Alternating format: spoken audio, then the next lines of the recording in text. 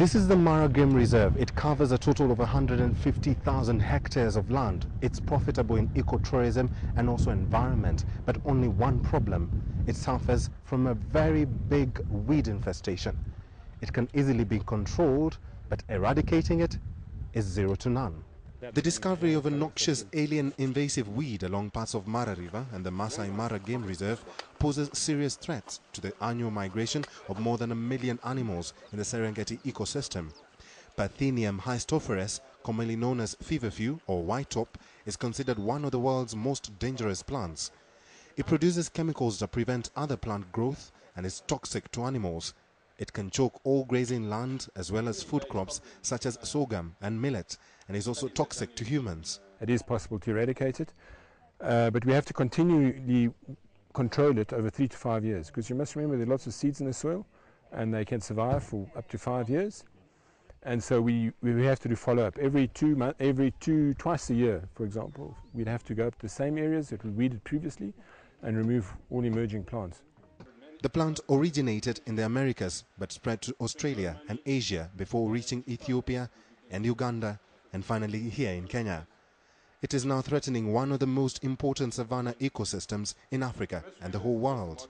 The weed was detected during a recent survey along the banks of the Mara River, sparking concern among scientific and conservation bodies because of its ability to choke other plants on which animals graze.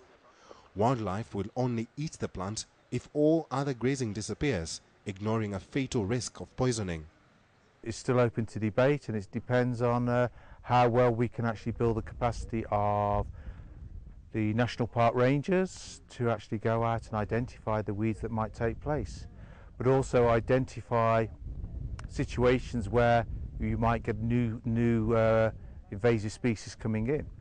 But ultimately, it's about each country's capacity, and they need to build the capacity.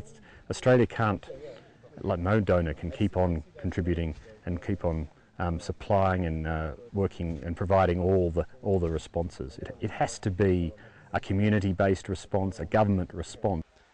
Forests are also vulnerable to the weed.